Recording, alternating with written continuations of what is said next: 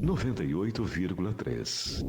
Folha FM. Tá na hora de economizar energia com a Eletricampus. 7 e 6. Pensou em energia solar? Pensou Eletricampus, que oferece soluções há mais de 9 anos, sendo líder na região norte fluminense.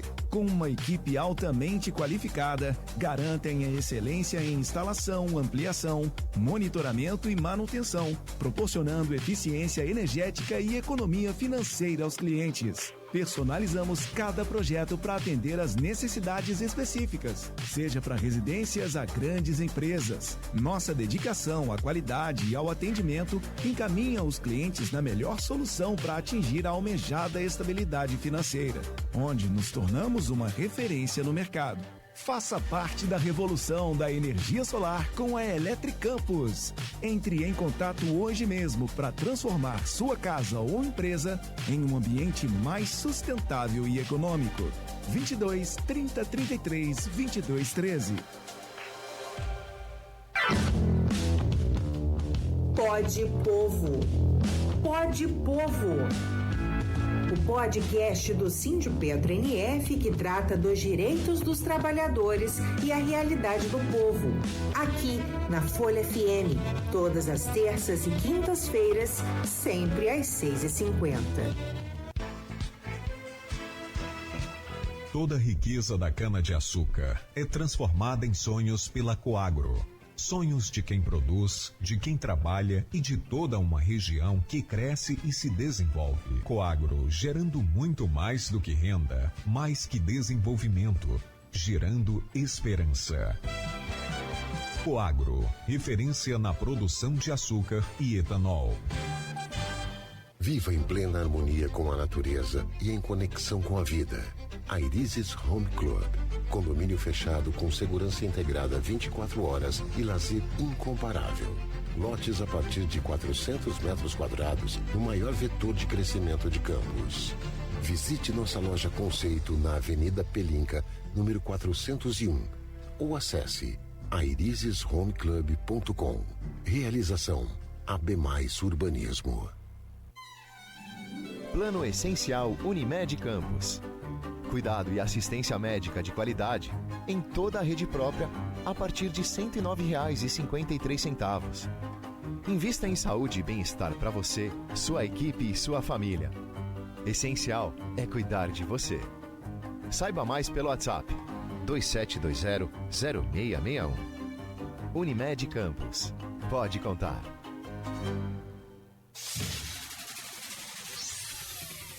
Começa agora o Folha no Ar, primeira edição. 7h09. Bom dia, ouvintes da Folha FM. Eu sou Marco Antônio Rodrigues. Começamos agora o programa Folha no Ar. O programa Folha no Ar tem um oferecimento de Proteus, Serviço de Saúde e Medicina Ocupacional, qualidade certificada 9000, ISO 9001 dos 2015. Unimed Campos, cuidar de você, esse é o plano. Laboratórios Plínio Bacelar e Vacina Plínio Bacelar. Esses são os nossos apoiadores. Hoje é quarta-feira, dia 10 de julho de 2024. Ao meu lado na bancada, o Edmundo Siqueira, e que hoje vamos conversar com a cientista social Bianca Leite. Mas antes de conversarmos, lembrar aos nossos ouvintes que hoje é dia de Folha da Manhã nas bancas, quarta-feira, e algumas manchetes que vocês vão encontrar as matérias no jornal e também no folha1.com.br. Eleitores de Carla, prefeito acredita que terá boa parte de votos. Destaque na astronomia, campista é bronze em disputa internacional. Uma maratona de palestras. O senhor George Gabriel é engenheiro aposentado da NASA e visita a região. Encontro com prefeitáveis na ASIC não vai contar com Vladimir. Com folgada liderança do prefeito nas pesquisas, o partido alega compromissos já agendados. Prisões pela DEAN têm aumento de 254%. Mais de 40 registros de queimadas em junho. E também um homem é morto a tiros à luz do dia em Guarulhos. Uma boa notícia: transplantes voltarão a ser realizados em Campos dos Goytacazes. Vamos então ao nosso papo de hoje com a cientista política e social Bianca Leite. Desculpe, Bianca, eu não tinha notado aqui.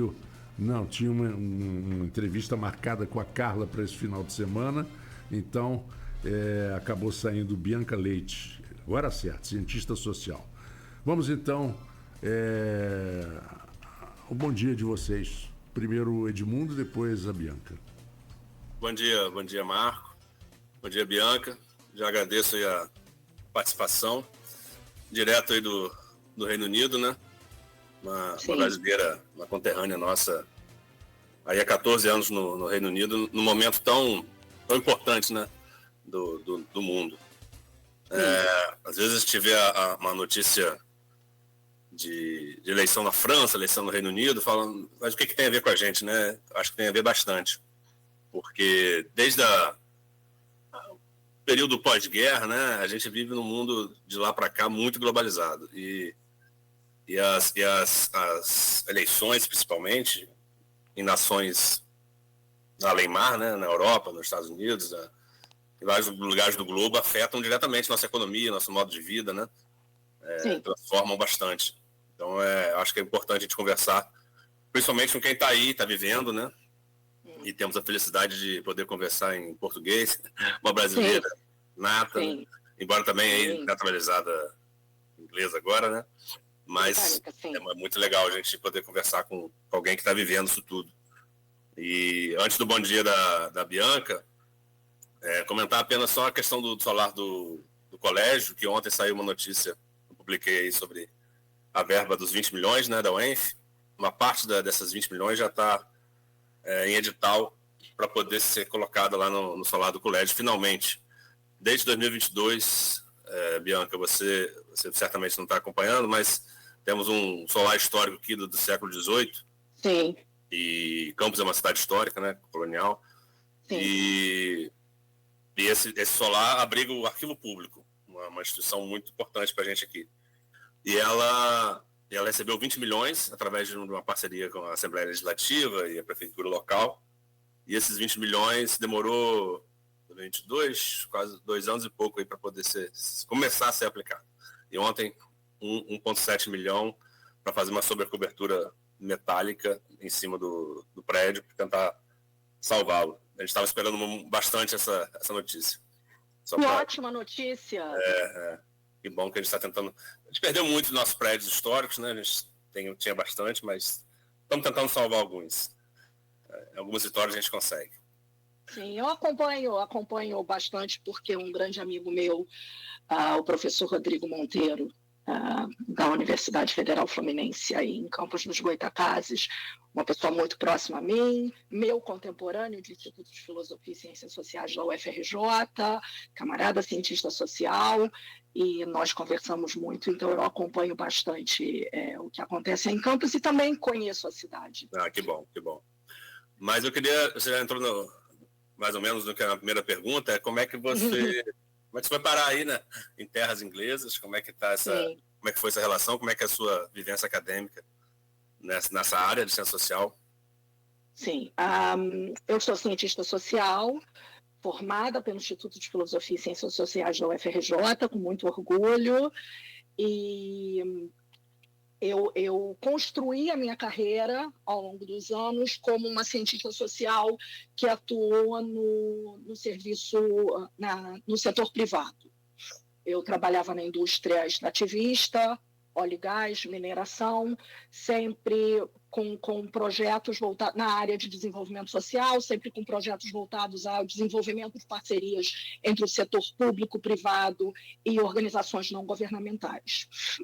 Eu fui trabalhando numa empresa do setor de mineração, uma empresa que eu trabalhava por muitos anos, é uma empresa global, com sede aqui no Reino Unido, em Joanesburgo, na África do Sul.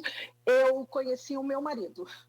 Ele estava fazendo um projeto no Rio de Janeiro. Então, nós trabalhamos no mesmo escritório. Ele morou no Brasil por 2 anos e meio. Assim nos conhecemos e 3 anos depois nos casamos. E foi assim que eu vim parar no Reino Unido. Foi por amor, não foi um caminho acadêmico, um caminho profissional. Eu me mudei para cá porque eu conheci um inglês e nos casamos, e eu estou aqui há 12 anos. O melhor motivo, né? Deu certo, deu muito certo. A despeito das enormes diferenças culturais. Eu sempre digo, casamento já vem com uma bagagem de desafios, né? Duas pessoas lidando em casamento, em relações românticas ou mesmo de amizade, já vem com uma bagagem de desafios. Quando a gente ainda coloca diferenças culturais bastante profundas, ainda é mais desafiador. Mas deu muito certo e tem dado muito certo, e aqui estou por 12 anos.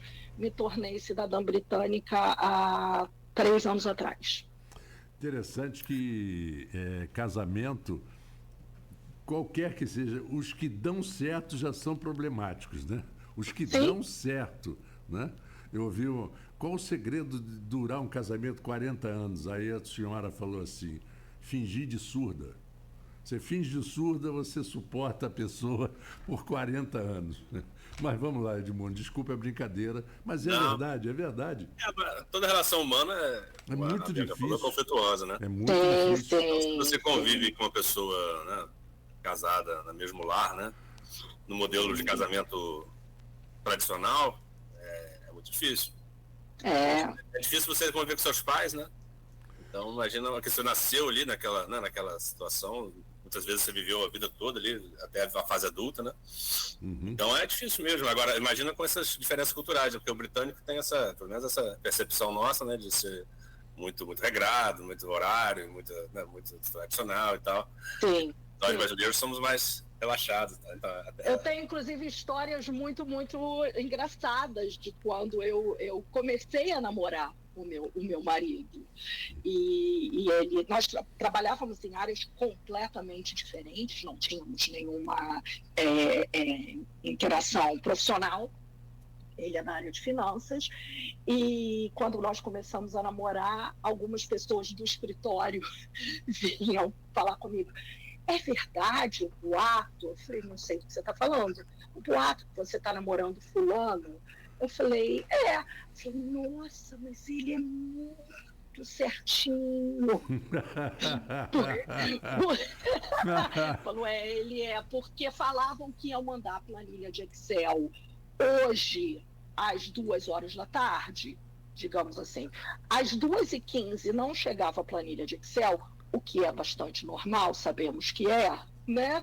E ele, às 2h16, levantava da mesa dele e ia na mesa da outra pessoa falar: eu estou esperando a planilha de Excel e sem ela eu não posso fazer nada.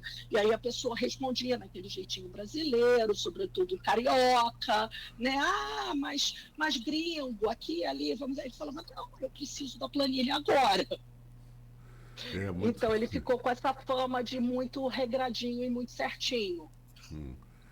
Se bem que pontualidade é uma coisa boa, né? Pontualidade é uma coisa boa.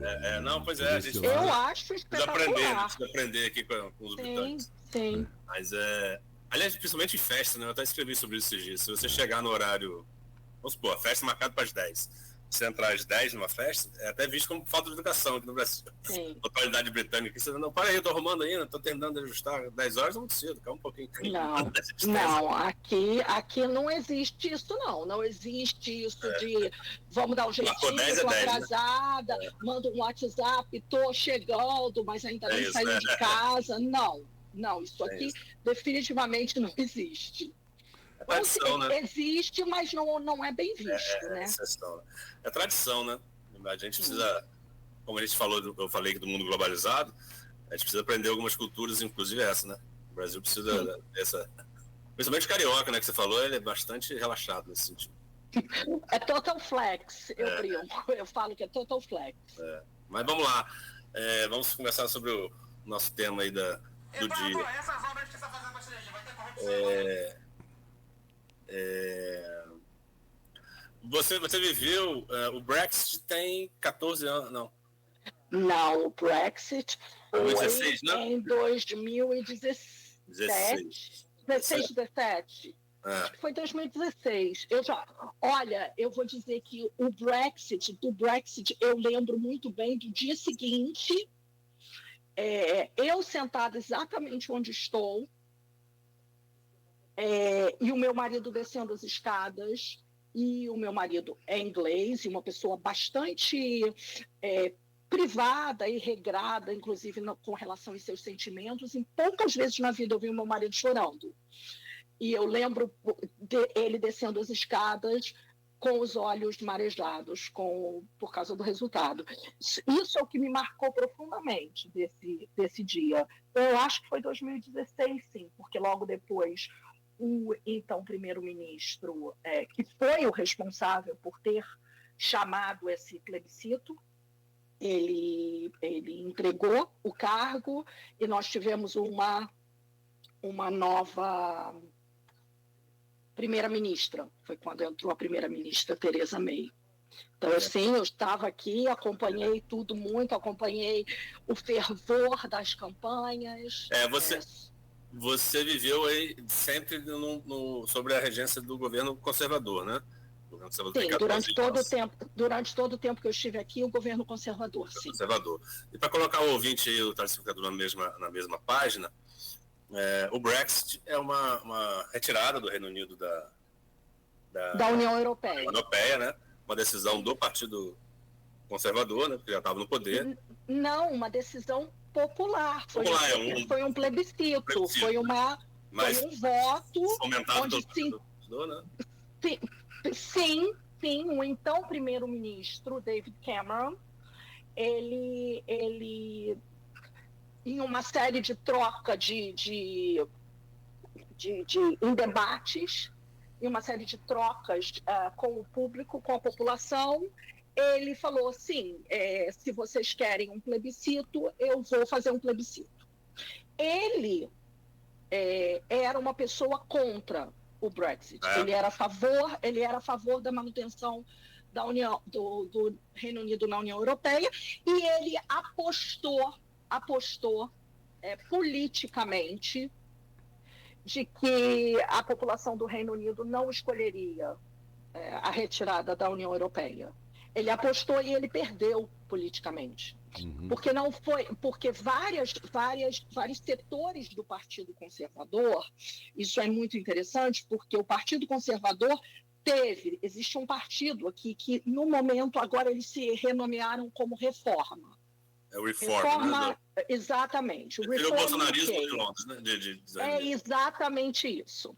E eles se chamavam UKIP, United Kingdom Independent Party.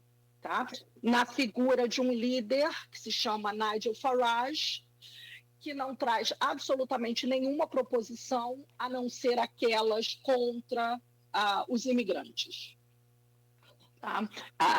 Toda a agenda dele é contra os imigrantes. Então, esse setor do Partido Conservador, que era a favor da retirada do Reino Unido da União Europeia, liderado por Boris Johnson, que posteriormente veio a se tornar primeiro-ministro, uma figura extremamente controversa e caricata, educado numa escola de milionários chamado Eton, que é a mesma escola onde foi educado David Cameron. Tem todo um padrão que se segue dos conservadores. Todos vêm de famílias muito abastadas, todos educados nessa escola privada ligada a membros também da realeza, e Boris Johnson era uma das grandes cabeças da retirada do Reino Unido na União Europeia, junto nessa coalizão com o então UKIP, que agora se chama Reform, do Nigel Farage. Não, depois que você terminar, eu vou colocar só uma perguntinha pequenininha. Sim, claro. E aí houve o plebiscito, E eles ganharam com 51%. Foi uma diferença mínima, percentual, mas era a maioria absoluta. E desde então, aí iniciou-se o processo de retirada da União Europeia, porque são muitos debates com a União Europeia, tem muita legislação casada, e nós estamos oficialmente fora da União Europeia há por volta de 2 anos, oficialmente totalmente fora da União Europeia. O nosso passaporte antigamente era o passaporte da União Europeia, United Kingdom, mas União Europeia. E agora é apenas de United Kingdom. Eu sempre, só para alertar, eu me lembro que foi exatamente 2016, porque houve a Olimpíada no Rio de Janeiro. Isso. E a gente se relacionava com muitos ingleses, atletas e jornalistas, e me lembro muito da época. Mas a impressão que deu, pode ser que eu esteja errado, mas a impressão que eu tinha é de que o Reino Unido entrou na União Europeia meio que com o pé direito e a mão direita, mas o pé esquerdo e a mão esquerda ficava... Quer dizer, nunca foi um negócio assim, se jogar de vez. Sempre me deu essa impressão, até porque a moeda nunca mudou. Sim, a moeda nunca mudou. Do ponto de vista... fazer parte da União Europeia não tem como ficar meio lá, meio cá, a não ser do ponto de vista da moeda. Então, politicamente, era parte da União Europeia. Todas as negociações e os acordos coletivos de compra e venda de produtos, protecionismo, tudo isso era União Europeia. Mas a gente precisa pensar no Reino Unido, e quando a gente está falando de Reino Unido, está falando dessa ilha aqui, que é a Inglaterra, País de Gales e Escócia, e a Irlanda do Norte. Isso. Certo? São as 4 nações que compõem o país Reino Unido. Nós estamos em uma ilha, literalmente, é uma ilha, 2 ilhas. Essa ilha e a ilha onde fica a Irlanda do Norte e ao sul a República da Irlanda. Ao longo da história, e isso é muito interessante, eu percebo ao conversar com meu marido, com familiares, com amigos, toda a educação aqui é uma educação, eles falam muito, nós vamos viajar para a Europa. É algo que sempre, assim que eu me mudei para cá, eu ficava, mas como assim? Vocês estão na Europa? É que o imaginário daqui, a construção da identidade britânica, a despeito de ser, sim, parte do continente europeu, é um imaginário e uma identidade bastante insular.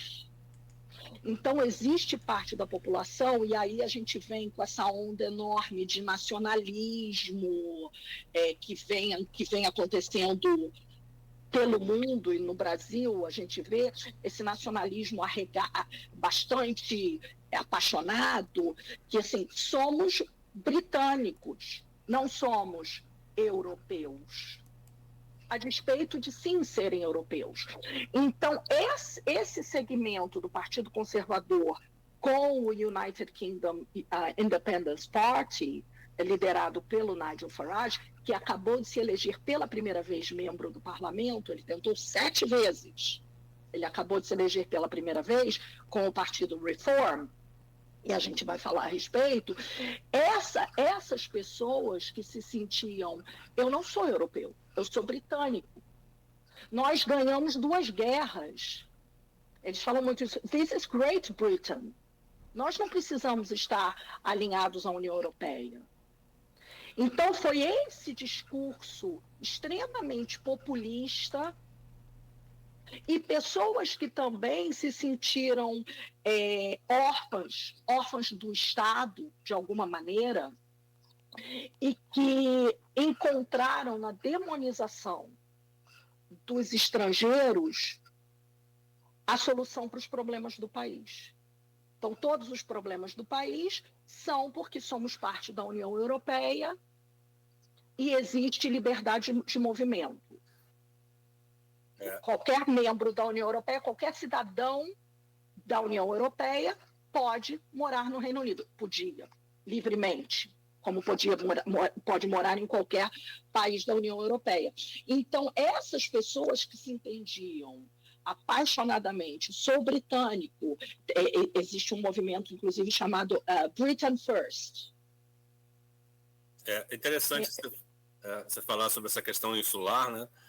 Porque a geografia influencia bastante, né, obviamente, na nossa relação com tudo, né? E é uma visão que a gente só assim, a gente pode imaginar, mas só sabe com quem está vivendo aí, né? Essa separação mesmo, tanto geográfica quanto de posição, né? E dá para entender o Brexit agora. Eu, pelo menos, compreendi com muito mais clareza. A despeito de ser uma ilha pertinho da França. Não, sim, mas é assim, o britânico, como você explicou bem, ele tem essa visão de que ele é ele é na Europa, né? Eu vou para a Europa, como você falou, né? É isso, fala-se muito agora no verão, essa época do ano, que as pessoas viajam muito, né? Sobretudo porque o verão aqui foi cancelado. Eu brinco que a Madonna cancelou a turnê. Não está tendo verão. Está realmente horrível o verão aqui. Nós não somos muito conhecidos por termos bom clima, mas esse ano está passando. Então as pessoas vão muito para a Espanha, para Portugal, para a Itália, para a Grécia. E aí é sempre, o meu voo tal, que eu vou para... I'm going to Europe. É engraçado isso. Muito isso. Porque assim, no Brasil a gente tem um pouco isso, paulista, né? O sulista, tem essa coisa de separatista, né? Não, aqui nós somos do Sul, o Brasil é outra coisa. Sim. Mas aí é mais forte pelo que você falou. É interessante isso. Agora... Desculpa, Edmundo, eu só vou acrescentar um outro item. A gente também tem uma igreja que o Henrique VIII, porque quis se casar com Ana Bolena, se separou de Catarina de Aragão, e era Catarina de Aragão, espanhola, muito católica, eles foram casados na fé católica, e esse país, na época, o reino era ligado a Roma, ao Vaticano, à Igreja Católica. E para se casar com Ana Bolena, o Henrique VIII precisou romper e criar a sua própria igreja, The Church of England. Certo? Então, isso também é mais um identitário desse povo, the Church of England. Os protestantes, e aí é um papo muito mais profundo, a questão da Irlanda do Norte, os unionistas e os separatistas, a Irlanda do Norte ser um país independente, a Irlanda do Norte é Irlanda, portanto é católica, a Irlanda do Norte é Reino Unido e, portanto, anglicana. Então, todas essas confluências identitárias colaboram para essa visão insular e separatista. Agora, dentro dessa visão de quem vive aí há bastante tempo e viveu o Brexit, né, com muita proximidade, como você relatou, a saída agora do Sunak, né? Rishi Sunak. Ele no discurso dele, ele falou, vocês me deram, com um sotaque bastante britânico, vocês me deram um sinal claro, né? Vocês me mostraram a decepção e tal. E me parece que o Brexit levou o Reino Unido para uma questão econômica ruim. A inflação de alimentos, inflação alta, talvez algo que vocês não viviam aí. Não sei se você viveu desde o início, mas me parece que o Brexit agravou essa questão econômica, né? Sim. E essa questão econômica agravada, obviamente, o inglês desejou mudança e deu uma vitória desde de muito tempo, né? Não vou falar aqui porque eu não estou lembrando agora a época. Desde Tony Blair. Desde Tony Blair, uma vitória ao Partido Trabalhista muito evidente, né? Sim. Ao mesmo tempo, o Partido Reform, né, que é o partido radical de extrema direita, né? É comparado na França ao partido da Marine Le Pen. Le Pen, né? E é um partido muito anti-imigração e tal, essa coisa. Mas, assim, como é que você viu essa vitória do trabalhismo nesse sentido econômico, né? Se você acha que isso influencia, qual o peso disso? Ou você acha que estava desgastado o modelo político desse conservador, né? Desse grupo conservador? Ou você acha que realmente foi mudança econômica? Porque eu falei o discurso aqui do Sunak, mas o discurso do vencedor trabalhista, ele falou, a mudança começa agora, né? Sim, então, assim, sim, é justamente essa... O Keir Starmer. Isso, é justamente essa percepção de que o inglês falou, ó, basta e vamos partir para outra. É isso mesmo? Eu acho que tem algumas nuances muito específicas. Na verdade, o Brexit, porque pós-Brexit nós tivemos outras, aqui são chamadas eleições gerais, general elections, onde o Partido Conservador se manteve no poder.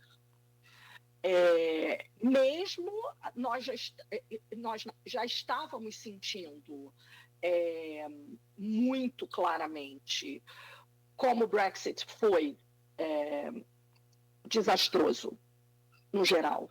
Falta de mão de obra, falta de comida. Esse país não produz tudo que come. Isso aqui não é o Brasil. Nós não somos um país tropical aqui no Reino Unido.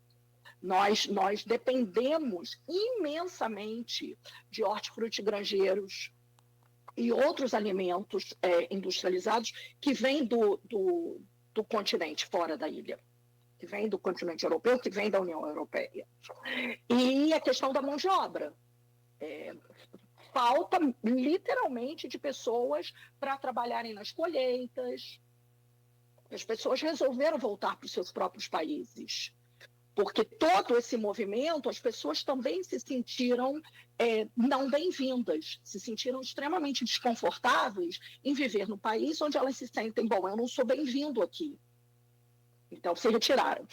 Esse foi o começo de uma série de problemas que o Brexit causou.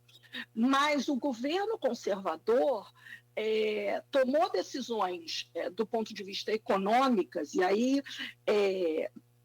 tributação, nós estamos passando por em 12 anos que eu moro aqui, nos últimos 2 anos se sente claramente o peso do custo de vida. O custo de vida muito, muito alto, as coisas encarecendo enormemente. E eu e meu marido conversamos muito a respeito, que nós, no alto do nosso privilégio de classe média, temos que fazer ajustes. Porque as contas do supermercado, literalmente, de mês para mês, você sente a diferença de preços. Por uma série de conjunções, onde o Brexit é uma dessas conjunções. Taxação, falta de emprego. Nós temos também uma crise profunda de acomodação, de moradia, sobretudo aqui em Londres. Aqui em Londres, a situação de moradia é bastante complicada, porque o governo conservador é um partido bastante pautado nas ideias neoliberais, no mercado livre. É isso que eu ia falar. A ministra Rachel Reeves, né, a nova ministra, né, falou em casas populares aí dentro do que você está falando. Exatamente. Isso é uma questão seríssima. De nitidamente. E aí você teve o Brexit, logo depois do Brexit tivemos pandemia. E aí o mundo todo passou. Decisões tomadas já era o Rishi Sunak. O Rishi Sunak era o ministro da Economia, na época, antes dele ser primeiro-ministro. E uma série de decisões tomadas que não favoreciam a população mais pobre, a população de baixa renda. Medidas não protecionistas de mercado de trabalho, medidas não protecionistas de trabalhador, contratos de 0 horas. O que é um contrato de 0 hora? Você tem uma relação com empregador, vou colocar entre aspas, porque ele não é seu empregador. Você não tem nenhum vínculo, como no Brasil seria CLT, com ele. E aí ele te diz, olha, eu tenho tantas horas para você fazer essa semana. Num café, trabalhar num café, ou numa loja de roupa, ou como um pequeno trabalho de pedreiro, alguma coisa assim. Mas você não tem a garantia trabalhista e você também não tem a garantia de quantas horas por semana você vai fazer. Você não sabe se você vai fazer 50 horas numa semana ou se você vai fazer 0 horas na semana. Essas pessoas não têm como planejar a vida, essas pessoas não têm como fazer um contrato de aluguel. De 3 anos para cá, principalmente começou na pandemia, pós-pandemia, mas de 3 anos para cá, o número de pessoas em situação de rua, isso eu estou falando de vivência, de evidência de percepção na rua, mas também de ler artigos com esses números. Esses números aumentaram absurdamente de pessoas em situação de rua. Então, todo esse contexto é um contexto que, depois de 14 anos de governo conservador, as pessoas pensaram, isso se tornou realmente desfavorável. Mas um ponto que é muito importante, o Keir Starmer, que é o líder do Partido Trabalhista, ele é uma pessoa de posicionamento moderado dentro do Partido Trabalhista. O Partido Trabalhista é um partido de centro-esquerda, construído na base popular, na base da classe trabalhadora, do operariado, dos sindicalistas. É um partido de base de esquerda, de base de transformação social, um partido baseado na solidariedade, um partido baseado na equidade de oportunidades e taxação de grandes fortunas. Esse partido foi fundado nisso. E aí nós tivemos, anos atrás, o Tony Blair, que veio com o chamado novo Labour.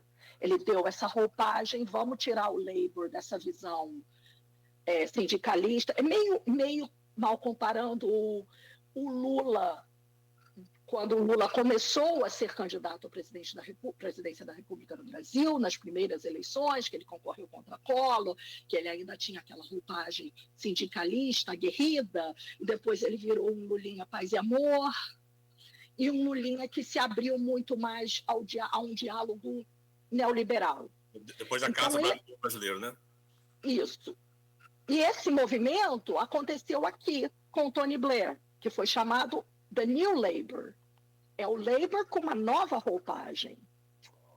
E aí saiu o Tony Blair, veio o Gordon Brown e se instituiu 14 anos de conservadores.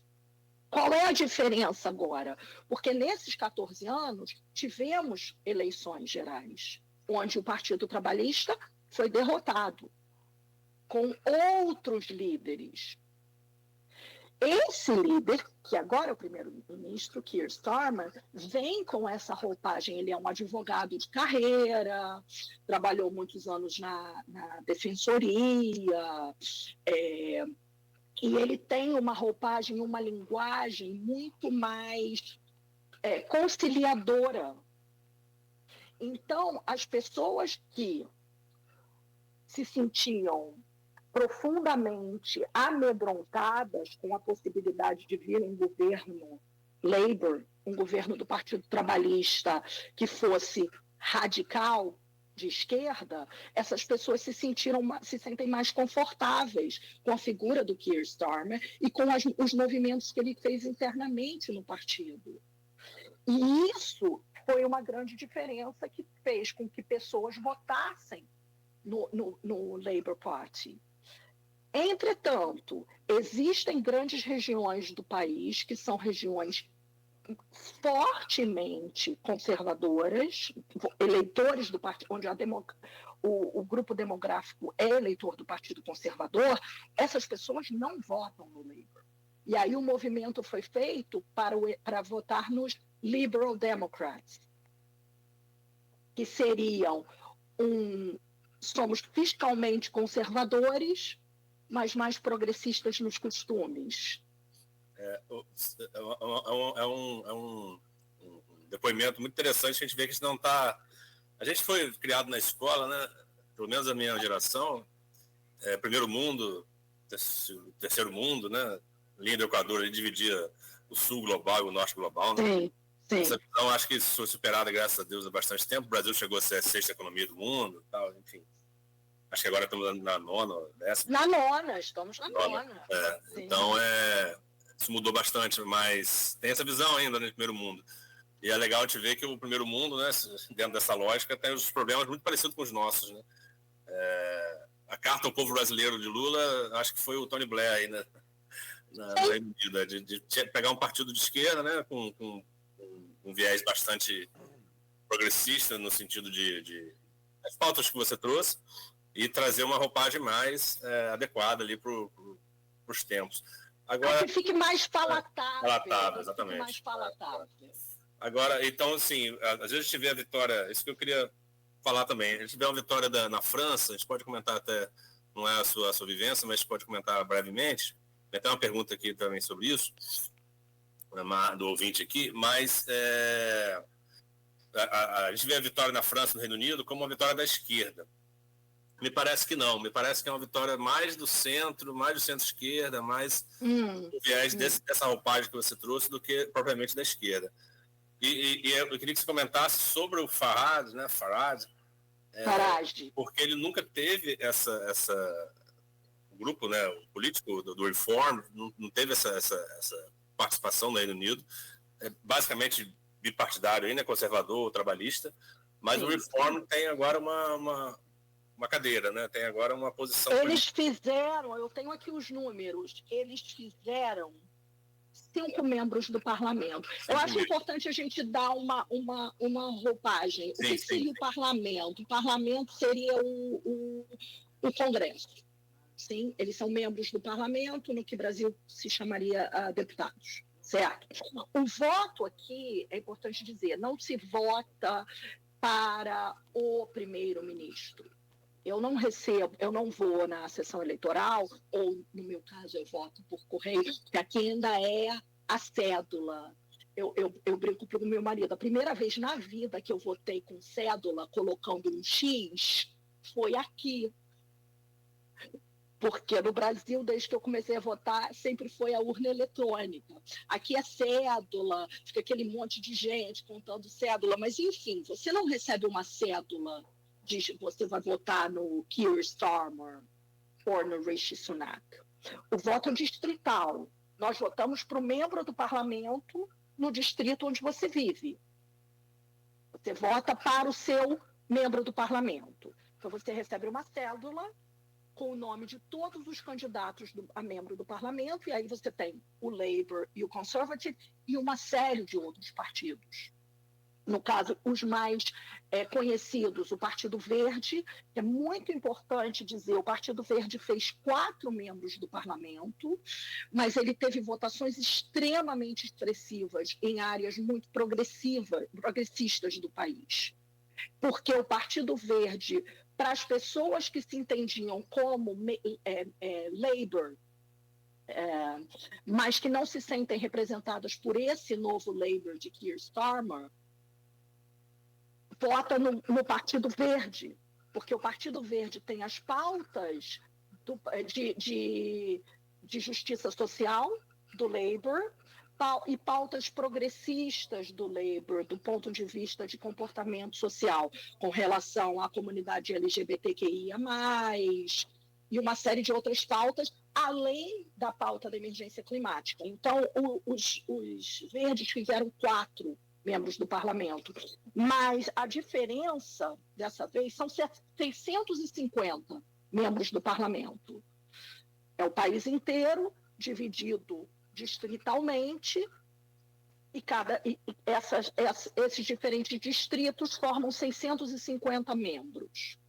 O Labour fez 411 membros.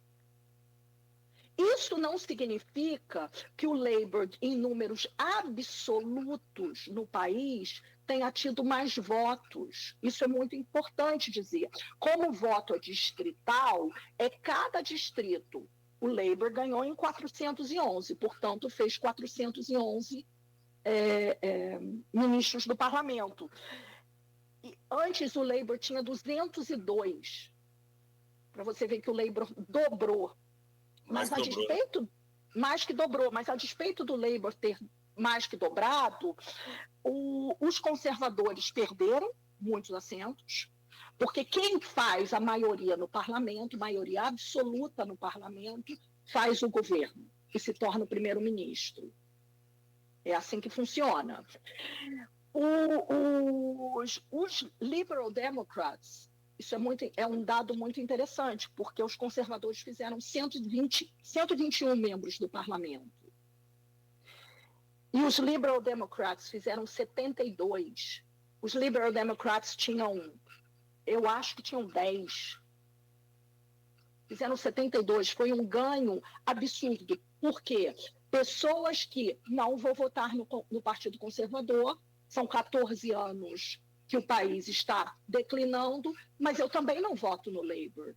Eu não me entendo como uma pessoa de esquerda, as pautas de esquerda não me representam. Eu não sou a favor da taxação de grandes fortunas, porque eu não quero que taxem o meu dinheiro, e, sobretudo, uma classe média que não se entende como classe média, uma visão de classe deturpada, uma classe média que se entende, vão taxar o meu salário. Mas você não é milionário, você é classe média. Essas pessoas, bastante como o Brasil, uma série de analogias, essas pessoas votaram em Liberal Democrats. E se você olha para o mapa do país, esse swing, essa mudança de azul para amarelo, azul são os conservadores, para amarelo, Liberal Democrats, se deu em áreas claramente de classe média alta, de alto nível de escolaridade, de pessoas que não se veem representadas pelo Labour, não se entendem com a questão da identidade, representadas por um partido que representa ou deveria representar a classe trabalhadora. Então, não vou votar no Labour. Então, houve esse swing para os Liberal Democrats, que tem um líder, o Ed Davis, uma figura muito carismática, que fez muita diferença nessa campanha também para os Liberal Democrats, em atrair a confiança desse eleitor que não se vê mais representado pelo Partido Conservador, mas tampouco se vê representado pelo Partido Trabalhista. Deixa eu pedir só um favor a Bianca, você ir um pouco para trás no seu sofá. Isso. Claro, desculpe. É que eu comecei a falar. Já que eu interrompi, você falou que houve uma redução de mão de obra, principalmente na área de trabalho mais pesado. E Sim. Eu me lembro dos meus 16 anos nos Estados Unidos, que era um comentário geral que quem definia, porque o grande problema imigratório dos Estados Unidos de imigração é basicamente no sul, ali Texas, Califórnia, onde tem o suposto muro, né? O wall que o Trump queria construir para os mexicanos pagarem.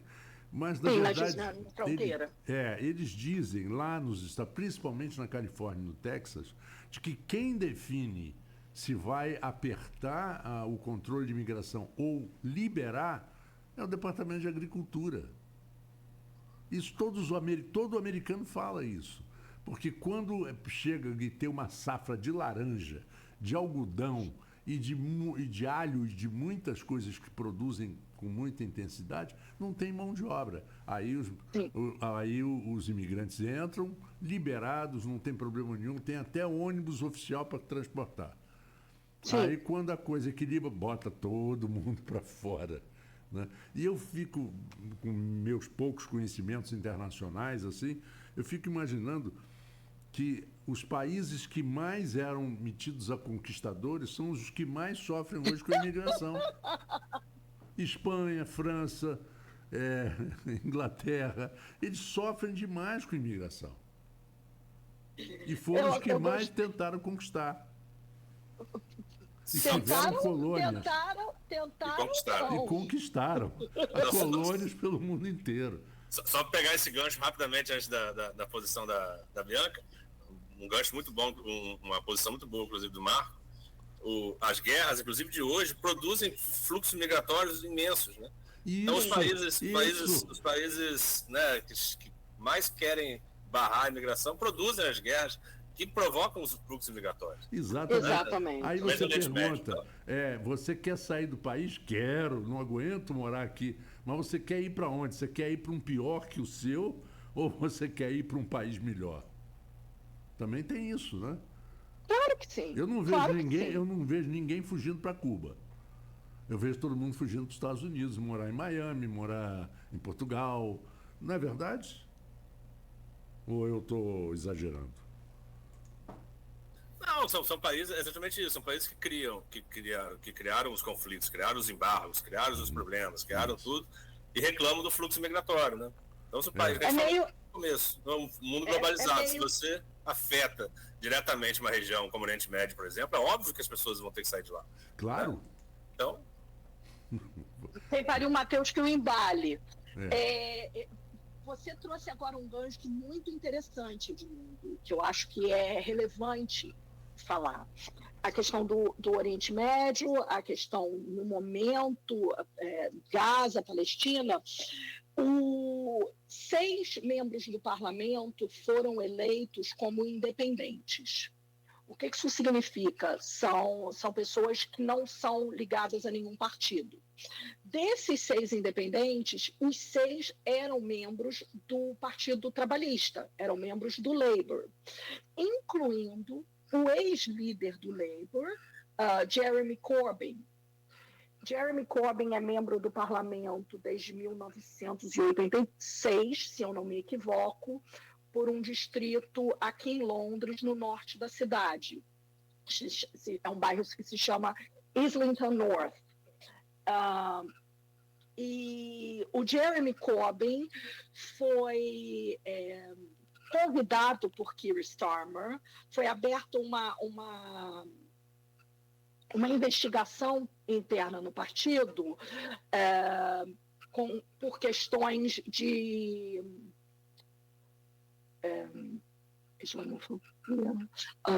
questões anti-judaísmo dentro do partido. E o Jeremy Corbyn era visto como uma pessoa ligada a esse movimento dentro do partido, a despeito de não existir nenhuma prova com relação a isso. Jeremy Corbyn foi retirado do partido, convidado apesar de ser um membro do parlamento, e ele resolveu se candidatar à reeleição num distrito onde ele é absolutamente adorado, um membro muito, muito combativo do distrito. Jeremy Corbyn é abertamente uma pessoa pró-Palestina. Abertamente. E desses 6 candidatos independentes, eu acho que todos eles saíram do Partido Trabalhista, do Labour Party, entregaram a sua carta de retirada do partido por conta da questão palestina. E aí é muito importante a gente se manter de olhos abertos com relação à política internacional que será feita por Keir Starmer, porque Keir Starmer é abertamente uma pessoa que é a favor da existência do Estado de Israel e que nunca se manifestou a favor da existência do Estado da Palestina e que também não se manifesta com relação ao cessar-fogo em Gaza. Então é muito importante se manter de olhos abertos para ver como que vai ser a política externa com relação a isso, com o novo primeiro-ministro Keir Starmer, porque Jeremy Corbyn, que não mais é membro do Labour Party, antes ele era membro do Labour Party, então ele tinha que seguir as diretrizes do partido, agora ele é um independente. Ele não precisa seguir mais. Ele vai ser uma voz no parlamento, junto com os outros 6, com os outros 5, são 6 no total, e os 4 membros do parlamento do Partido Verde, que são todos abertamente pró-Palestina. Então, esse movimento vai ser importante. Sim. Dentro dessa linha, tem uma pergunta aqui do Hanania, que era um ouvinte nosso aqui, tem um grupo do programa que a gente tem, né? Só para botar também o ouvinte na mesma página, ele vai citar aqui a questão da França, mas você está citando uma questão migratória, está falando dessa questão migratória, da questão da Palestina, do Oriente Médio, e isso define, acho que a gente falou no início, uma eleição dessa na França, no Reino Unido, agora em novembro nos Estados Unidos do Trump, tudo indica que vai ser o Trump, e isso muda bastante a questão da configuração dos conflitos que a gente está vivendo, da OTAN, né, na parte do Reino Unido, da França e tal, dos Estados Unidos, né? E isso afeta diretamente, isso pode influenciar, inclusive, para agravar o conflito, né, na Rússia, agravar o conflito no Oriente Médio. E, obviamente, vai ter uma consequência no país, no mundo todo, inclusive muito para a gente aqui, né? E ele faz uma pergunta dentro dessa linha, que eu vou ler para você, e a França teve uma virada bastante significativa, né? A partir da Le Pen, que é continuidade do pai dela, né? Que era abertamente nazista, né? E, enfim, dessa origem lá, me parece que é uma gente da SS, né? Da polícia nazista que fundou ali e tal, enfim, gente não vou nem falar a questão de juízo de valor, mas é essa questão nazista, e a Le Pen tenta suavizar aquilo ali, botar uma coisa mais, não é extrema-direita, é uma direita moderada e tal, mas, obviamente... Eu acho que ela nem tenta, Edmundo. Eu acho que ela nem tenta. Eu acho que ela carrega como um broche de honra. Então, tem essa questão, mas ela teve uma virada ali, a França não concordou, né? Os franceses, muitos abriram mão de suas candidaturas para poder fazer essa virada, né? Eleitoral, uma virada muito interessante no sentido de análise. Mas eu vou ler a pergunta aqui do Hanani, eu acho que dá para você comentar essas questões também, aí da França. Prezada Bianca, bom dia. As eleições da França marcaram a vitória mais expressiva que o partido de Jean-Luc Mélenchon já teve. Tanto que já declarou ter direito no governo ao cargo de primeiro-ministro. A França também que está indo para as vias de fato, né? Ante os seus posicionamentos históricos, o que esperar de uma França com ele como primeiro-ministro? Saída da OTAN, saída do euro, um Estado mais inchado, mais impostos, e aí leva também para o Reino Unido. O que você vê em relação a essa vitória do trabalhismo em relação à OTAN e esses conflitos? Com relação à França, eu acho importante pontuar que há uma diferença crucial do resultado da eleição aqui no Reino Unido do resultado da eleição na França. Aqui no Reino Unido, houve uma maioria do Labour, com 411 membros, o Labour fez o governo. O que acontece? Quando não há uma maioria absoluta, os partidos precisam entrar em coalizão. Tem que fazer uma parceria, tem que fazer uma aliança depois da eleição. É o que aconteceu com o David Cameron, que fez, os conservadores não obtiveram maioria e ele entrou numa aliança com os liberais-democratas para formar o governo. E aí nisso existe uma série de concessões, de pautas para se formar esse governo. Isso não aconteceu agora no Reino Unido. É um governo 100% Labour. Todos os ministros são ministros Labour. O governo Keir Starmer é um governo de maioria absoluta dentro do Congresso. Para se formar o governo, precisa ter maioria absoluta dentro do parlamento. Na França, isso não aconteceu. A despeito, aqui são 650 membros, na França são 577. A despeito da coalizão de esquerda, dos partidos de esquerda, incluindo o partido do Jean-Luc Mélenchon, que é o partido mais à esquerda, e alguns partidos de centro-esquerda, como o Partido Verde e o Partido Socialista, eles fizeram 182 membros. É uma vitória? Tendo em vista que no primeiro turno tudo se levava a crer que a coalizão de direita, de extrema-direita da Marine Le Pen, faria em números absolutos, ganharia em números absolutos. Mas esses números não são suficientes para o governo, para a coalizão de esquerda fazer o governo. Não são suficientes, porque são 182 do grupo de esquerda, 168 do grupo central, liderado pelo Macron, e 143 o grupo de extrema-direita, liderados pela Marine Le Pen. Para se fazer o primeiro-ministro, vai ter que ter uma negociação, vai ter que ter um desenho ali. O Macron já disse que com o grupo do Jean-Luc ele não vai fazer. Ele faz com os verdes e ele faz com os socialistas, que são considerados mais de centro-esquerda, não de extrema-esquerda. O primeiro-ministro já entregou o cargo e o Macron pediu, por favor, fica mais um tempo. Fica mais um tempo, porque essas negociações vão precisar ser feitas porque os números não deram maioria para ninguém. Ele falou da Olimpíada, mas eu acho que é mais ou menos para isso mesmo. É por isso. Porque vai ter que ter muita discussão, vai ter que sentar, vai ter que ter muito jogo de cintura e toma lá da cá, olha, vamos negociar aí, eu te dou um pouquinho, eu aceito um pouquinho dessa sua pauta, você aceita um pouquinho dessa minha pauta. Negociação política, certo? Agora, eu acho que a possibilidade do Jean-Luc se tornar primeiro-ministro é extremamente ínfima. Afinal de contas, o primeiro-ministro é apontado pelo presidente, o presidente é o Macron, muito ínfima. E aí eu estou falando como uma cidadã que acompanha o tema. Eu não sou especialista política em política francesa, como não sou em política britânica, mas como uma cidadã e que está acompanhando de perto isso, o que está acontecendo lá, eu acho que as chances do Jean-Luc virar primeiro-ministro são muito ínfimas. Acho que vai ser alguém mais de centro-esquerda, alguém mais moderado, dentro do bloco de esquerda.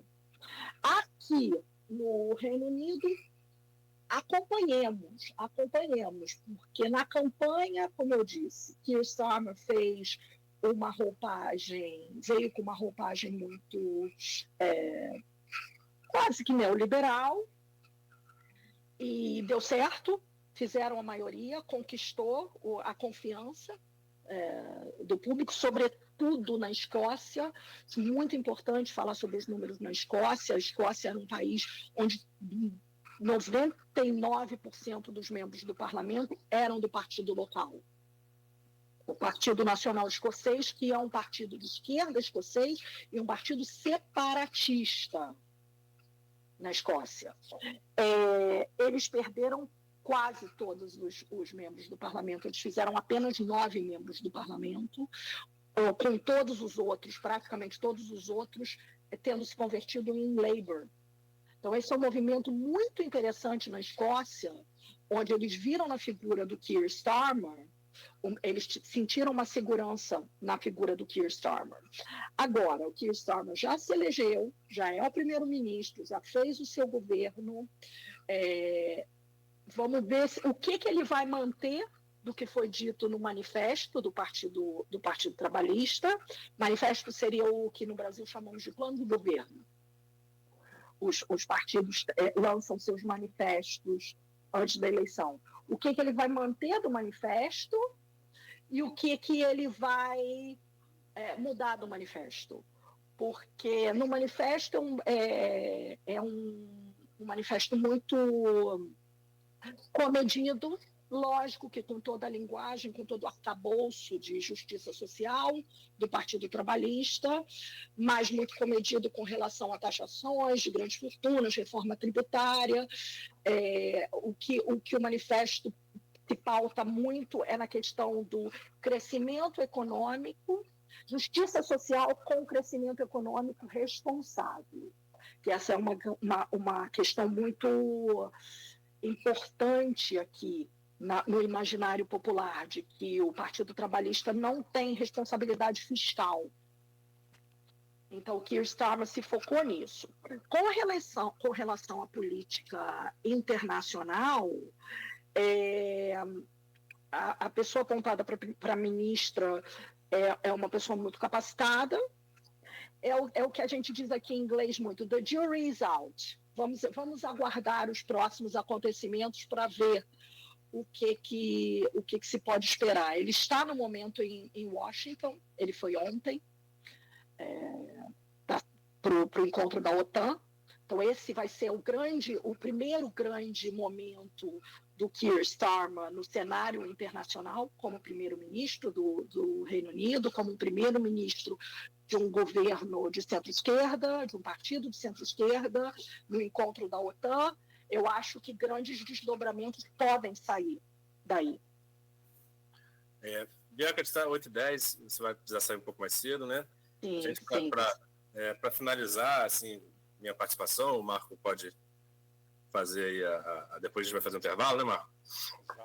Vai voltar para comentar um pouco exatamente notícias, mas essas duas viradas, virada na França, né, e essa posição do talvez tenha, eu queria ouvir você em relação a isso, tenha o condom, tenha a capacidade de frear o avanço da extrema-direita mundial. Muito embora a França demonstre que o Le Pen teve uma posição bastante relevante. Foram 143 membros do parlamento, isso é muito. São apenas 40 a menos do que a coalizão de esquerda.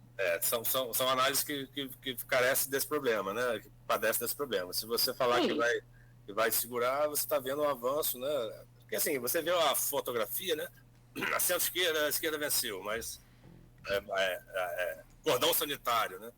E aí é importante falar também que a gente está falando de questão de direita, de conservador. Isso é uma alternância, como você falou, swing voters, né? É uma alternância muito, muito significativa, muito, muito relevante de qualquer país. É preciso ter essa alternância de poder, de visões de mundo, né? A gente está falando de conservador, está falando de reacionarismo, está falando de extremismo, né? Está falando de anti-imigração. Aqui no Brasil está falando, né, de uma questão mais religiosa, de costumes, está falando de uma questão de confronto com instituições, né? Racismo e tudo isso. É o extremismo que o mundo já viu que deu errado, né? Há 80 anos atrás, 90 anos atrás, acabou em grandes guerras, né? Então bastante perigoso essa questão. Aí eu queria ver você, dentro dessa questão de que houve uma vitória, houve uma contenção sanitária que está sendo chamada, né? De extremismo, mas ao mesmo tempo teve a Le Pen, por exemplo, de histórico, né, do partido nazista, né?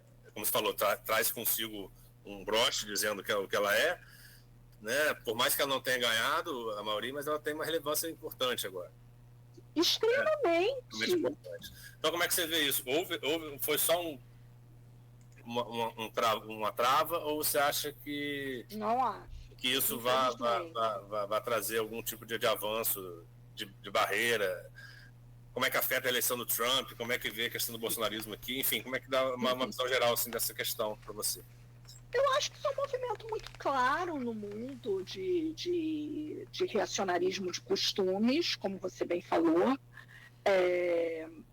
Um movimento claro populista de nacionalismo, de identidade nacional, de orgulho nacional, que lá nos Estados Unidos, com o Trump e seu slogan Make America Great Again, né? Aqui, como eu falei, membros do partido, não é um partido, mas é um movimento que se chama Britain First, e que na época do Brexit tinha caminhadas enormes, segundo do número de pessoas, e são todos brancos, ingleses brancos, com camisa da Inglaterra, dizendo eu sou inglês nativo, se você não é, saia daqui.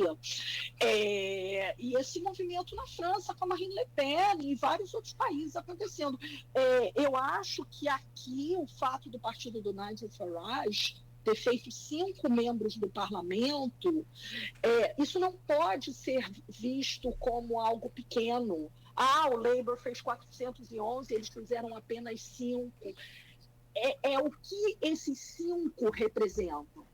Esses 5 representam que em 5 diferentes localidades, que em 5 diferentes distritos, os moradores daquela localidade escolheram que essas ideias, que esses valores, que esse manifesto completamente desprovido de visões propositivas para a economia, para a moradia, para a saúde pública. A gente precisa falar do sistema de governo, do Sistema Nacional de Saúde, que foi altamente sucateado durante os 14 anos do governo conservador. O nosso sistema público de saúde, que é similar ao nosso no Brasil, o SUS, né? Essa gente do Reform UK, essas 5 pessoas e esse manifesto, não trouxe nenhuma medida propositiva para essas coisas, ou medidas propositivas extremamente rasteiras, extremamente simplistas, que não têm um pé na realidade, que não têm um pé numa realidade fiscal. O grande mote deles é o ódio ao diferente. É o ódio a quem vem de fora. E por quem vem de fora, é importante dizer que, sobretudo, quem vem de fora e que não se enquadra num padrão eurocêntrico. Porque eu sou, digamos, numa escala, eu venho de fora, mas eu sou uma brasileira, eu sou latino-americana, mas eu sou branca, eu sou descendente de europeus, apesar de ser considerado aqui um europeu de segunda classe, porque português é europeu de segunda classe, ainda assim eu estou dentro de um padrão de aceitação que pessoas do Oriente Médio, que pessoas, sobretudo, islâmicas, não se enquadram. Isso na França é muito, muito claro.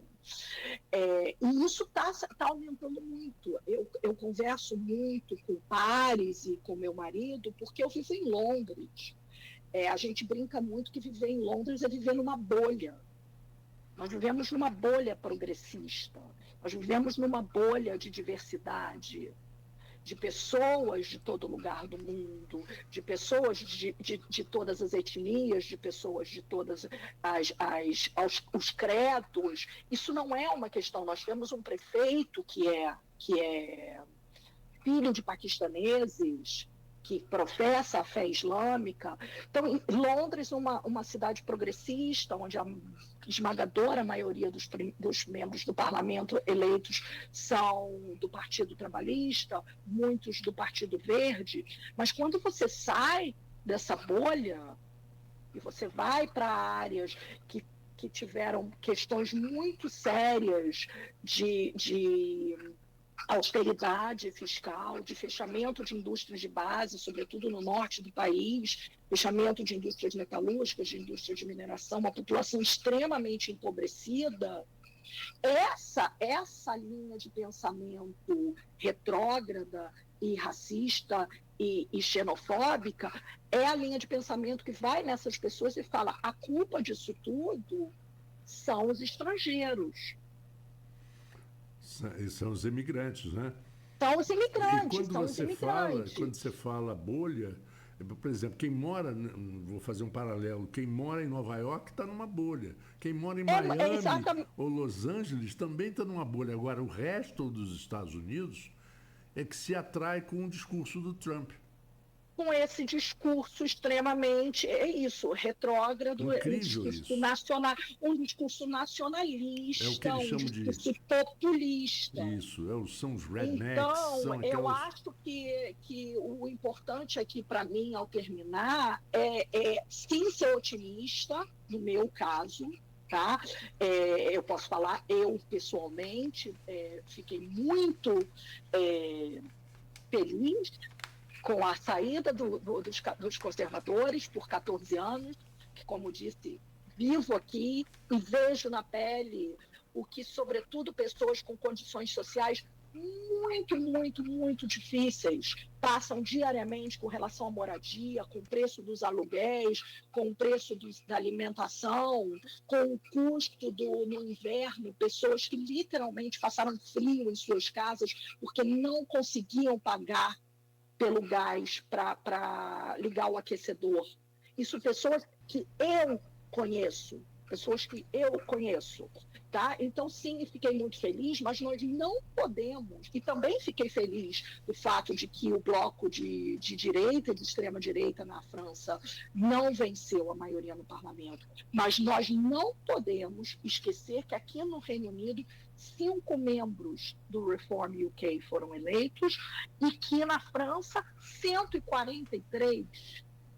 membros do partido de Marine Le Pen e sua coalizão foram eleitos, sua aliança foram eleitos. Esses números não podem ser esquecidos. E esses números são essas células de nacionalismo extremo estão por todos os lugares. E isso não é uma ondinha que veio, não é uma marola. Essa é a minha visão. Isso é uma onda que veio para ficar. E aí, no caso do nosso país, do Brasil, que eu acompanho aqui à distância, mas acompanho fortemente e com extremo interesse, porque é o meu país e é o meu povo, eu acho que aí a onda veio e ficou mesmo, a despeito dos resultados da eleição presidencial. Essa onda ficou.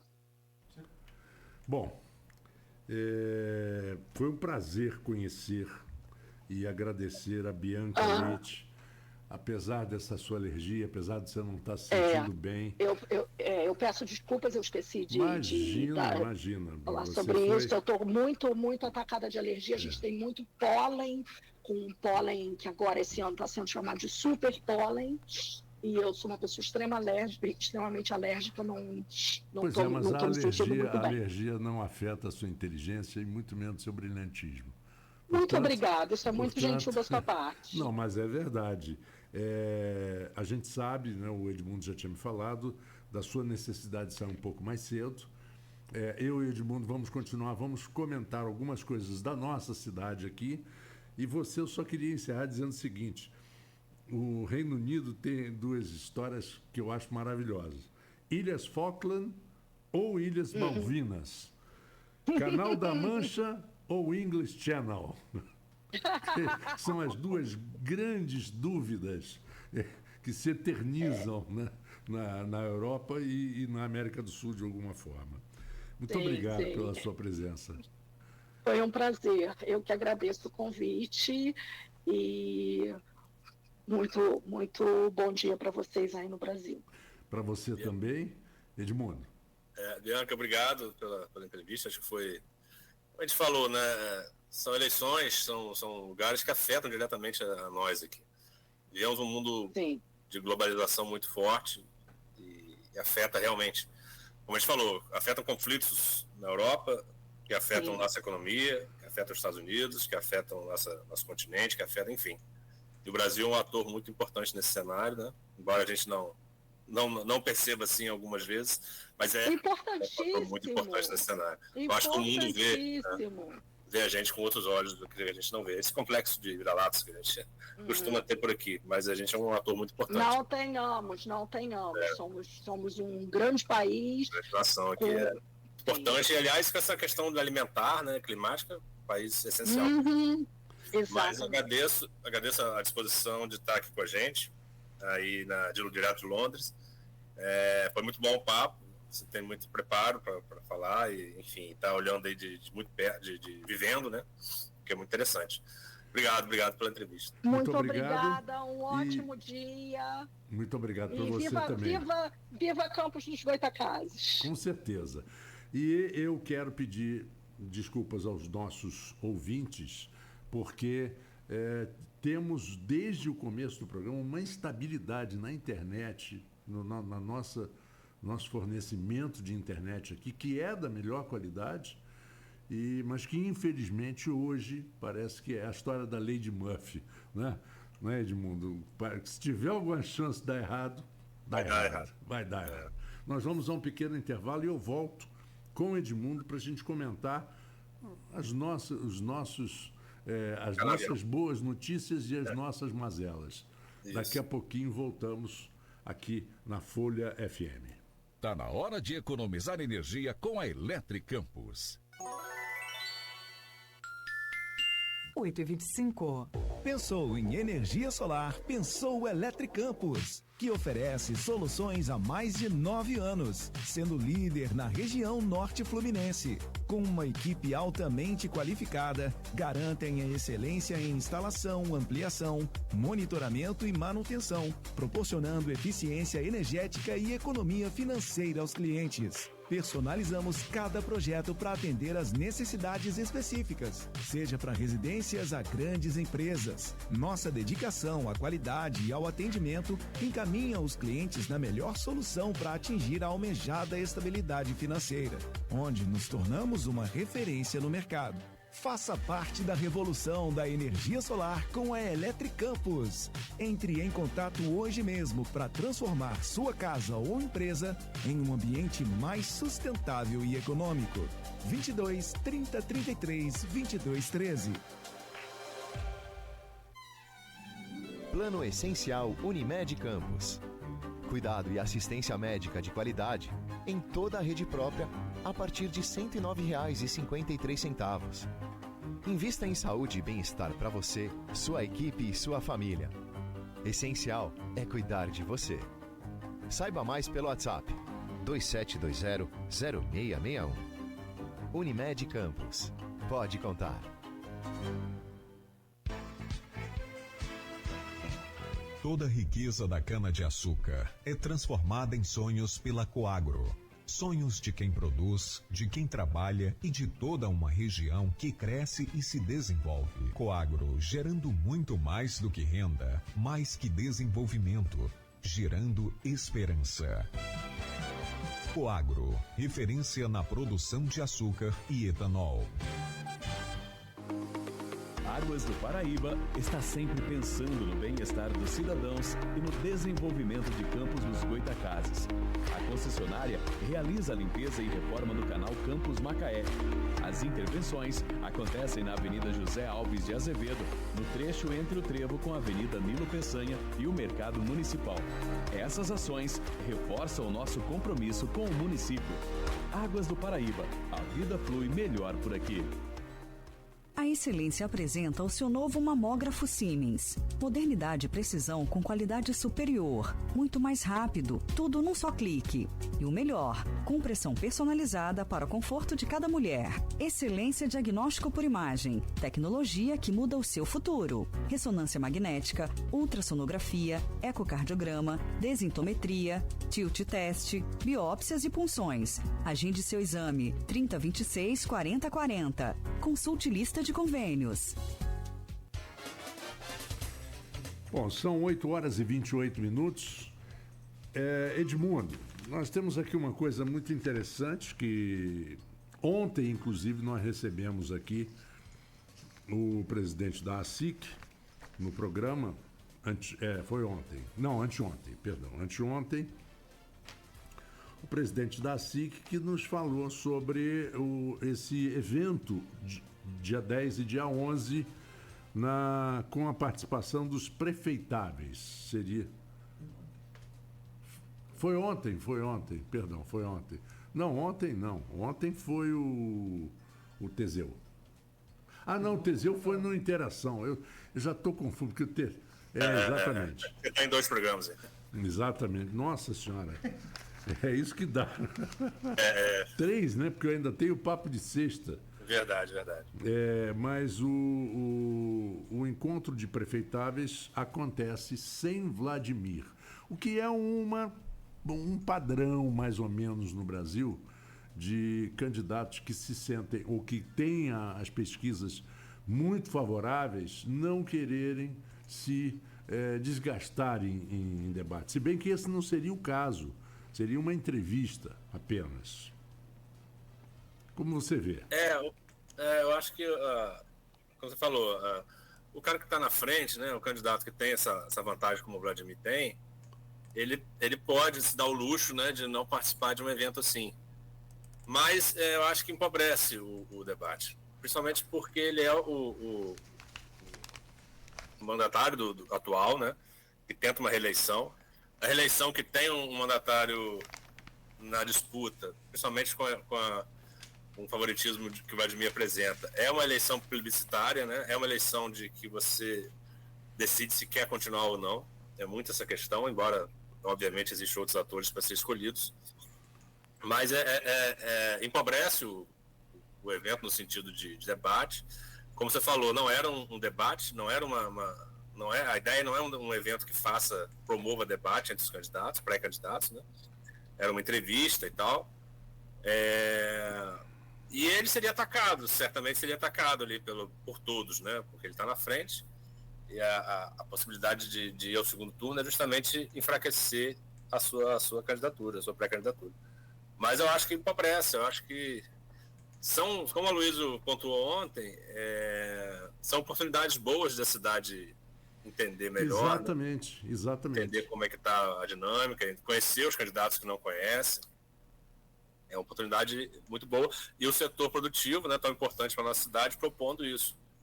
Então, eu acho que o Vladimir deveria ir, mas, como você disse, como se fosse uma praxe aqui no Brasil. Né? E tem um detalhe também, Edmundo, que eu acho que poderia ser evitado, mas é muito difícil disso voltar a ser um padrão. A tendência, 80% da tendência de uma discussão, de debate, que não seria o caso hoje e amanhã, mas debate entre candidatos, são de acusações, pura e simplesmente. Perdão, dificilmente você vê um candidato ir e defender suas ideias, fazer propostas positivas. Não, a intenção é sempre denegrir, é sempre diminuir, sempre criticar, e muitas vezes ofender. Pois é. E aí a gente não tem essa boa oportunidade de um debate, né? De alto nível, né? Ideias, né? Eu acho que não só aqui, a gente viu agora recente o debate do Trump e do Biden e tal. Embora o Biden tenha saído muito mal na forma, saiu bem no conteúdo, e o Trump com mentiras e tal, mas mesmo ali, mesmo nessa questão, você via alguma proposta acontecendo, alguma visão de mundo acontecendo. No Brasil a gente tem visto debates, esse último debate presidencial que a gente viu foi isso, né? Foi um confronto de personalidades ali. Até um debate inusitado, os dois ficavam de pé, né? O Lula e o Bolsonaro. Uhum. Teve um momento que um tocou no outro ali, teve uma questão ali de embate. O debate não deveria ser um embate, né? Deveria ser um debate de ideias, né? A gente entender quem é o candidato, quais são suas propostas e confrontá-las com as outras. E aí o debate é isso, tá eu e você conversando.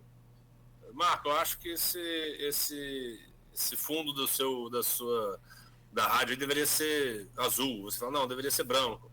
E a gente discute e vai chegar numa conclusão. Né? Se a gente discutir, não, Marco, você tá errado porque você é isso, você é aquilo. A gente não vai chegar a conclusão nenhuma, o fundo continuar igual. Né? Uhum. Então, essa é a questão. Mas aí vem aqui ainda até aquelas histórias, né? Esse azul aí foi fabricado pela tinta tal, cujo proprietário da empresa apoiou não sei quem, olha, então, coisas assim, que não tem nenhum interesse acabam sendo jogadas. Uma pena que a gente não vai ver o principal nome enquanto pesquisa, né, nesse evento, mas eu acho que não desmerece o evento, claro que não. De maneira alguma. E enaltece os organizadores do evento. Isso. A gente parabeniza novamente a iniciativa. Se o prefeito escolheu não participar, porque se você falar que é um compromisso, né, há prioridades que podem ser manejadas, né? Eu não sei se isso é uma decisão do partido, da assessoria dele, ou se é uma decisão dele, especificamente. Mas ele tem essa prerrogativa, claro, né, de não ir. Mas eu acho que não desmerece o evento, pelo contrário, eu acho que gera também uma oportunidade da gente ouvir os outros, né? As outras não pode falar em proposta ainda, né? Mas apresentar os outros candidatos, né? Os outros pré-candidatos. É engraçado que, de uma certa forma, essa é a opinião minha. Sempre que eu vejo um candidato não participar, me causa uma impressão ruim. Poxa, por que será que ele não quer participar? Será que ele tem medo? Será que ele não tem argumentos para questionar? Não é verdade? Sempre que há uma ausência, a gente viu isso com o Bolsonaro, por exemplo, né? Sempre que tinha uma ausência deliberada assim, a gente tinha essa impressão, opa, o cara não quer ir, o cara tá com medo, o cara não tá... Isso é sempre ruim, né? Uhum. Então, eu acho que o político principalmente em época eleitoral, ele deve aproveitar essa oportunidade, não se ausentar, né? Uhum. É uma pena. Mas, como eu repito, não tira de maneira nenhuma a importância do evento. Não, de maneira alguma mesmo. Olha, Edmundo, tem uma outra matéria que nós até lemos na abertura, eu li na abertura aqui, foi a presença de um engenheiro aposentado da NASA, que é a Administração Nacional de Aeronáutica e Espaço, na sigla em inglês, claro. E o estadunidense, o americano George Gabriel, está no Norte Fluminense para realizar uma série de palestras nesta quarta-feira, dia 10. Ele estará em São João da Barra e Campos, palestrando no Centro Municipal de Educação Avançada, o QMEA, né, de Gruçaí, das 9 às 11, e no Automóvel Clube Fluminense, das 19 às 20h30. A entrada é franca. É muito importante você ver um cientista, um engenheiro aposentado da NASA, se interessar em estar numa cidade que é tipicamente uma região de universidades, centro de cidade universitária, e que ele traz o seu conhecimento, sua experiência. Muito interessante isso. É importante a gente ter como você disse, uma cidade que tem esse papel universitário de pesquisa, né? E atrai pesquisadores, atrai pessoas como ele. Porque traz a importância de você entender que o conhecimento, né, ele deve ser compartilhado, né? Então, o papel da universidade acho que é esse, você compartilhar conhecimento. Se é uma pesquisa sobre cana de açúcar, né? Se você manter ela nas gavetas da universidade, você não vai criar o resultado. Então, o conhecimento, a pesquisa, ele deve ser compartilhado. Eu acho que o evento do pesquisador aí, ele traz esse condão, né? Ele traz a perspectiva de ouvi-lo, né? De saber alguém com a experiência dele, né? Participou de uma instituição tão importante para poder a região aqui poder ouvi-lo presencialmente. E vale ressaltar que nós temos aqui no Parque do Desengano, eu não sei o nome do parque que dá, eu já escrevi sobre isso, mas não me lembro. Sky alguma coisa. É um dos melhores parques do Brasil, salvo engano, da América Latina, de se observar o céu. O Parque do Desengano tem uma capacidade de observação dos astros, do próprio espaço, né? Muito, muito boa. E vem pesquisadores de vários lugares do Brasil para cá, do mundo. E tem um núcleo do professor Marcelo, aqui na UENF também, que usa lá esse local com muita frequência. Pouca gente sabe mais esse potencial que nossa região tem, né? Um turismo científico, né? Turismo científico aqui para nós. Bom, são 8 horas e 38 minutos. Alguma coisa, Edmundo, que você queira acrescentar? Não, acho que a gente teve essa questão, como você falou, da internet, né? Teve umas dificuldades hoje. Como você falou, a lei de Murphy gerou algumas atrapalhos para a gente. A gente falou do evento, para ressaltar que o evento é hoje e amanhã, né? Sobre os prefeitáveis lá. Vai acontecer, não tira o mérito da ausência do Vladimir, não tira o mérito do programa, do evento. A gente conversou com a Bianca, foi um papo bacana de alguém que mora lá, né? E trouxe para a gente essa visão. E comentamos aqui também sobre essa questão aí do pesquisador. Foi um bom programa. Obrigado. Eu que agradeço. E, Edmundo, depois a gente bate um papo também sobre a Copa América, né? Quando tiver a oportunidade, quando definir, porque agora a Colômbia vai enfrentar o Uruguai. Né? Os dois, na minha opinião, os dois melhores times da Copa América, mas a Argentina jogou bem na última partida, mas derrotou o Canadá, que não tem muita expressão no futebol. Mas hoje em dia, amigo, é uma frase antiga e do lugar comum, chamada assim: não existe mais bobo no futebol. Não tem. Bobo é quem sai fazendo gol e fazendo dancinha. Pois né? Ensaiando dança, mas não ensaiando jogadas, né? Não, e aqueles pênaltis de aquelas corridinhas virou meme no todo tipo de lugar, com toda razão de ser, né? Você fazer firula e não conseguir resultado, fazer firula já é ruim, se você não conseguir resultado, então... Você não vê nenhum craque internacional, nem Cristiano Ronaldo, nem Messi, nem o Luis Soares, nenhum desses grandes jogadores comemorar um gol e ficar dançando, rebolando, na minha opinião, é um desrespeito total ao adversário, ao espectador, a tudo. Eu acho, e tem mostrado que não tem resultado, né? Não dá resultado, efetivamente não serve para nada. Bem, e amanhã, Marcos, só para falar, amanhã a gente vai ouvir o René Justen e confirmo o nome do outro convidado, sobre o Rio Paraíba e sobre o canal como chama Macaé, a drenagem e a seca do Rio Paraíba. Aí. O René Justo é subsecretário de Meio Ambiente em Campos. Perfeitamente. Então, lembrando que o Folha no Ar tem um oferecimento de Proteus, serviços de saúde e medicina ocupacional, qualidade certificada ISO 9001-2015. Unimed Campos, cuidar de você, esse é o plano. Laboratório Plínio Bacelar e vacina Plínio Bacelar. Edmundo, um abraço para você. Até amanhã, às 7 horas, aqui na Folha FM. Um abraço, até amanhã. Até amanhã, e a gente segue aqui na Folha FM com o melhor da música e da informação. Vamos seguindo aqui, por favor, vamos lá. Credibilidade. 2.000 empresas credenciadas para benefício dos associados.